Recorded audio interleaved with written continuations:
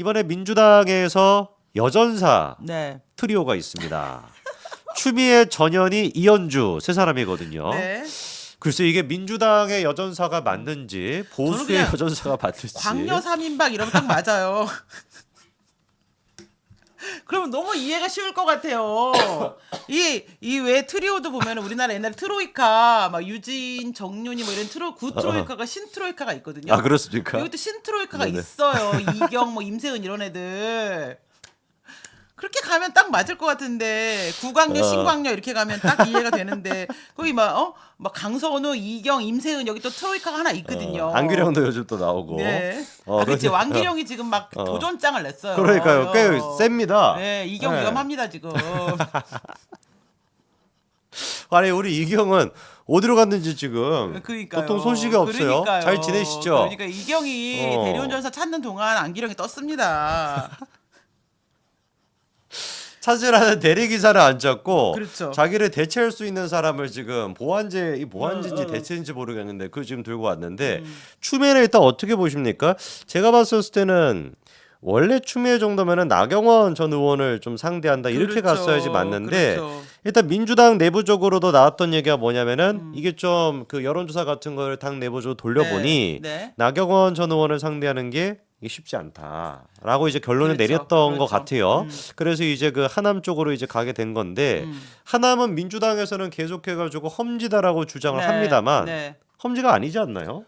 네. 옛날 하남은 그런데 지금 위례가 들어오고 난 다음에 하남은 완전히 바뀌었어요. 지금 인구 구조가 완전히 군속이 바뀌었기 때문에 사실 네. 하남을 험지라고 하는 거는 괜히 추미애 떨어질까봐 지금 벌써부터 약간 밑밥 깔아주는 거다. 저는 이런 생각이 드는 게 네네. 광명이 원래 그 옛날에 전재희 의원, 전재희 의원의 어떤 텃밭이었어요. 네. 근데 광명의 이쪽에 이제 광명역 쪽에 소화동 이쪽 해갖고 네. 거기가 다 아파트가 쫙 들어오면서 혁신교육지구가 됐거든요. 네. 그리고 난 다음에 이현주가 됐어요. 정치신이 이현주가 광명에서 전제를 제끼고 됐어요. 오. 그러면서 여기가 민주당 텃밭이 됐어요. 마찬가지로 지금 하남도 옛날의 하남이 아니고 지금 위례가 들어온 다음에 지금 완전히 바뀌었거든요. 네. 그래서 사실은 저는 그렇게 민주당이 험지라고 생각하지 않습니다. 그러니까 추미애 입장에서는 좀 자존심 상하는 일이거든요. 네, 뭐 추미애랑 하남이랑 무슨 뭐 연고가 있겠습니까? 하남 네. 뭐 스타필드 자주 가셨나? 그거 말고는 별 연고가 없어 보이는데 갑자기 뚱딴지 같이 추미애를 하남에다가 넣겠다라고 하는 건 누가 보든지 간에 그냥 그러니까요. 당선시키겠다라는 것밖에 안 보이고. 공천은 줘야 어. 되겠고.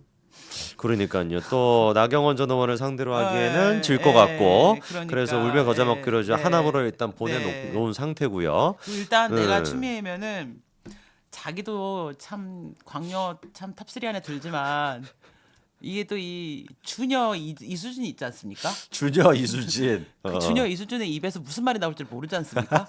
나라면 일단 그잖아. 내가 아무리 좀 기가 세고 막 힘이 세도 싸나와도 일단 술 취해갖고 덤비는 사람은 일단 피해야지. 피하는 게 상책이잖아요. 그래서 싸움 뭐 할 거야. 지금 제정신이 아닌데. 근데 저는 약간 그런 게 아닐까. 아, 이게 이수진은- 나경원보다는 이수진이 무서워서 피한 게 아닐까. 난 이수진이랑은 못 싸울 것 같아. 그 추미애조차도 이수진은 무서워하는. 그렇죠. 어. 왜냐면은 아 지금 눈에 지금 뵈는 게 뵈는 게 없으세요. 없어. 진짜로. 술 취한 사람이 눈에 뵈는 게 없으면 진짜 무섭거든요. 아니 오죽하면은 목소리가 멀쩡해. 단 한 번도 저희가 국회의원이었을 때 이수진을 보면서 제정신이네라는 생각이 별로 없었는데 그러니까요. 이번에 어떻게 된 게 딱 그 제명 808 네. 마시자마자 바로 그냥 정상인으로 돌아와가지고 엄청납니다 지금. 또 뭘 터뜨릴지 몰라요. 그러니까요. 추미애 같은 경우는 일단 나경원도 무서웠을 것이고 일단 가장 무서운 거는 이수진. 그렇죠. 이수진을 차마 그리고 맞아, 이 말이 맞아. 상대하게는. 그 예. 이수들은 낮술 막 하루 종일 술을 먹으니까 원래 낮술 먹으면은 애미애비도 몰라본다 그러잖아요. 무섭다니까. 네, 이수진 의원님, 저희는 다시 한번 말씀드리지만 이수진 의원님 응원하고 있다라는 그럼요. 거 서빈 잊지 교수님 마시기 심지어 바랍니다. 섭외도 네. 했는데 답이 아직도 안 오고 있어. 전화번호 어떻게 하실 거예요? 이게 아는 이제 국민의힘 보좌관들 통해 갖고 이제 같은 상임위가 같은 번호가 있잖아요. 그래서 옛날에 그때 뭐 좌파 그거였던 걸로 뭐 알게 됐다. 이거 이수진이 아니었나? 딴 사람이었나요? 아니에요. 뭐 어쨌거나 이수진 의원이 저희는 비례 응원하고 이수진은 나 번호 있습니다. 있을 걸? 또 있으세요? 비례 이수진도? 나랑 개인적 인연이 좀 있어요. 그러세요? 뭐 옛날에 뭐 운동 뭐 노동 그쪽 하실 때. 예, 노동운동 할 때, 아. 노동 교실 할 때 내가 선생님이었어요. 진짜요? 우리 반 학생이었어요. 그런 또 관계였습니까? 예. 아니 그러면은 좀 노동 그 얘기 나온 김에 이번에 이제 노동 쪽에 어떻게 보면은 네. 또 뿌리가 깊으신 김영주 네, 멋있더라고. 부의장이 왔잖아요. 그건 좀 어떻게 보세요? 저는 네, 서민 교수님은 일단 약간 좀 탐탁치 않아 하시는 느낌이던데. 아니 근데 저도 네. 사실 이제 그랬는데 몇 가지 지점에서 네. 그 전에는 좀 이게 어떤 게냐면 우리 당내에서도 지금 이렇게 특히 이제 우리 원영석 변호사 공천 탈락 때문에 속상해하고 있으니까 네. 괜찮은 인재들이 많은데 민주당에서 사선했다고 이렇게 그냥 공천 줘야 돼? 사실 이런 마음이 좀 있었어요. 저도. 근데 이제 이 사람이 정치인은 정치인이구나라고 하는 게 김영주는 그냥 김영주가 아닌 거예요. 왜냐하면 민주당 당원 1,500명을 데리고 왔죠. 그리고 그렇죠. 1,500명 같이 왔죠. 1,500명 같이 왔잖아요. 그리고 이 김영주가 오자마자 한국노총 택시노련에서 김영주 의원 지지한다고 쫙 입장을 냈어요. 택시노조가? 예, 그러니까 이 사람은 다 조직을 한 거예요. 그러니까 김영주라는 사람은 그냥 개인 김영주가 난짜 가서 공천을 받으면 당이 시끄럽단 말이에요. 그렇죠. 근데 나는 그냥 온 게 아니고 민주당의 일부를 떼가지고 온 사람이야. 이런 걸 딱 보여주잖아요. 그러니까 이 여자가 사선을 하고 이렇게 올 때까지는 정치인으로서의 어떤 정책 감각이 있구나 이런 생각이 들더라고요. 그러니까요. 이번에 저희가 봤었을 때도 좀 한동훈 위원장을 일단 만났을 때부터 이미 뭐 좀 자기 생각이 정리가 됐을 것 같은데 일반적인 민주당 의원들과는 분명히 좀 감이 다른 것 같아요. 예민한 이런 감각이 있는 것 같아가지고 또 얘기해 주신 그러니까 것처럼 이런 사람을 빵점을 줬다는 게 말이 안 되는 그러니까요. 거지. 이렇게 정치적 감각이 있는 사람인데 아니 근데 막 그냥 경선만 시켜줬어도 그냥 딱 되는데. 오는데 그냥 오는 게 아니고 1,500명 부대를 딱 읽고 와버리니까 사실 그러니까 이제 또 국민의힘에 있는 그 지역구의 당협위원장이 협조하겠다 딱 이렇게 해버리니까 우리 같은 사람들이 뭐라고 말을 하겠어요. 그렇죠. 이게 딱 모양을 갖춰서 들어오잖아요. 그래서 저 여자가 보통 여자는 아니구나 이런 생각이 들더라고요. 확실한 거는 총선을 놓고 봤었을 때는 마이너스가 될 것 같지는 않습니다. 마이너스가 될 것 같지는 않고. 그리고 이제 그 트리오 중에 한 사람 이현주에 대한 얘기도 해봐야 되는데 임종석이 이번에 민주당에 잔류하기로 결정을 해놓고 일단 서른 의원 같은 경우는 탈당을 이미 했고 홍영표 의원은 아직까지는 탈당은 안 했습니다. 근데 임종석이 잔류하기로 결정을 했던 그날 홍영표가 이렇게 얘기했어요. 이재명이 당을 장악하기 위해서 친문을 제거했고 나를 자기의 경쟁자로 본다 이렇게 얘기했습니다. 그러니까 홍영표는 아직까지는 좀 간을 보는 것 같은데 일단 홍영표는 잔류를 할까요? 아니면 탈당을 할까요? 어떻게 될 것 같으세요?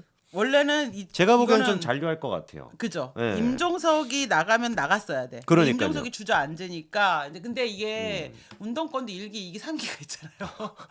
홍영표는 독재 운동을 진짜 민주화 운동 세력이에요. 홍영표는.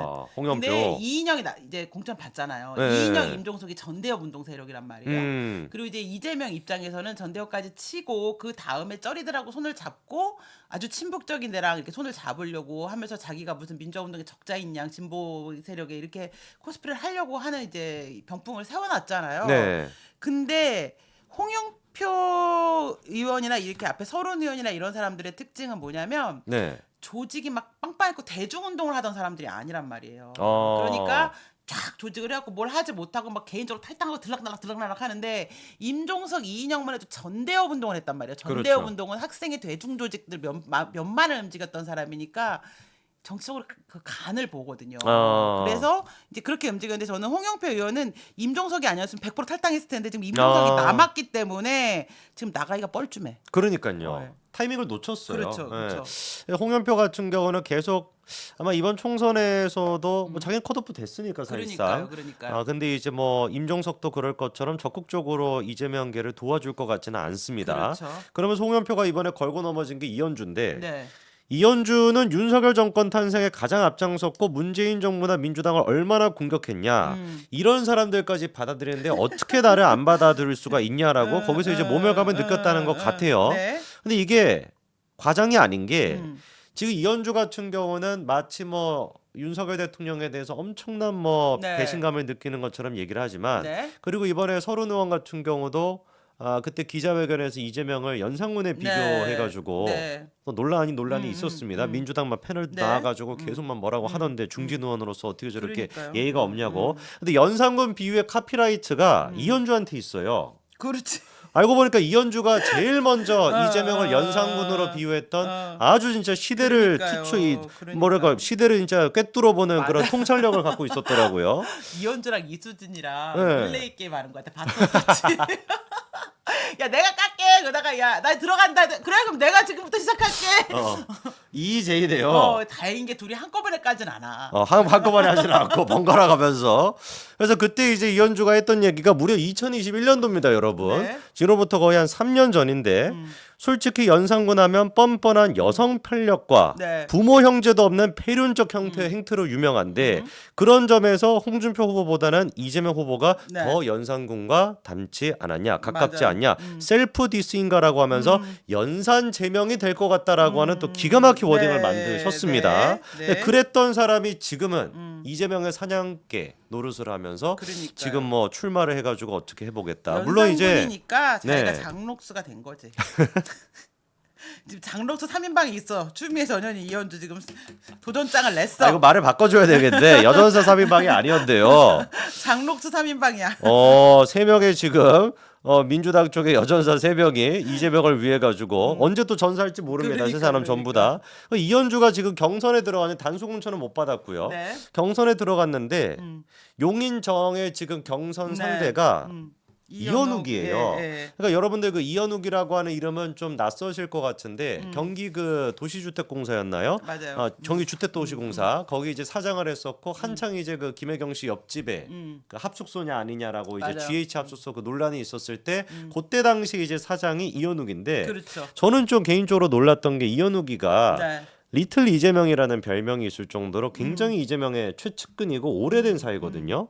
아니, 그래서 솔직히 네. 말하면 초밥과 쇠고기 나눠 먹는 사이 아니에요? 거의 그럴 가능성이 높아요. 예. 근데 그 정도로 이현욱이가 이재명한테 최측근인데 네. 왜 도대체 이재명이가 이현욱과 이현주 두 사람을 지금 경선을 붙였을까?